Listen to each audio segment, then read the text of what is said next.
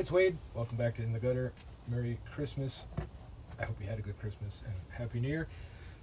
Got our weekly comic book haul, starting with Marvel Knights The World to Come number 5. Primarily a Black Panther story by Joe Quesada and Priest. Again, this is something I ordered, not really knowing it was a Black Panther story, so I gave it a try. Not really my cup of tea. And then Lucky Devils number 6 from Image Comics. This is an interesting one, sort of a devil and angel on your shoulder kind of thing. Something, 6 issues in. I'm not grasping this one too much either, but I'm going to try to write it out, give it a chance. And then the KO Night Fight story. Now, these have been pretty good. I usually don't get the DC crossovers, but this one was kind of intriguing because it reminded me of hanging around the comic book shop, finding out who could beat who in a fight. But Joshua Williamson and Dan Mora bring you issue number 3 of 4. And this is Batman dealing with all the, his children, as you say, with all the different Robins and iterations thereof. Really cool artwork. Dan Mora is just awesome. And it's a cool story. It ties in pretty well with the overall crossover, but each is sort of a standalone story, which I enjoy because you don't feel so overwhelmed.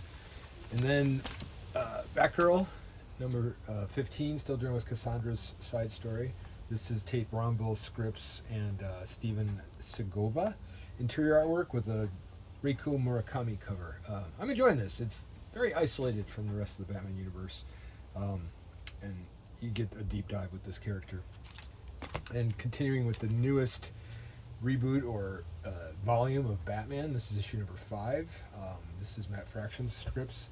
Jorge Jimenez cover and interior. Kind of getting back to basics. I gotta like it. And it's nice to have a jumping on point with Batman because there's so much Batman to absorb. But you can feel like one of the gang if you started with number 1.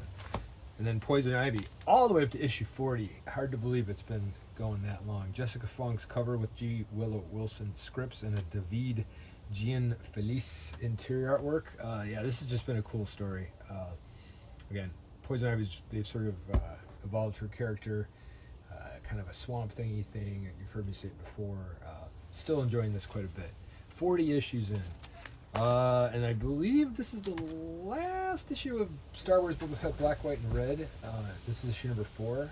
Correct me if I'm wrong, but I think this is the 4th and final in this miniseries. This is a Ken Lashley cover with Alyssa Wong scripts and Sarah Pichelli interior artwork. Not sure if this is a new character or not because there's so much Star Wars goodness that I don't read, but these are there's a good person and a bad person. I won't spoil it, but I enjoyed their characters. And then rounding off with a relatively short week, this is a dark cover. Hope it shows up a little bit. This is Rick Remender's Escape with Daniel Acuna artwork.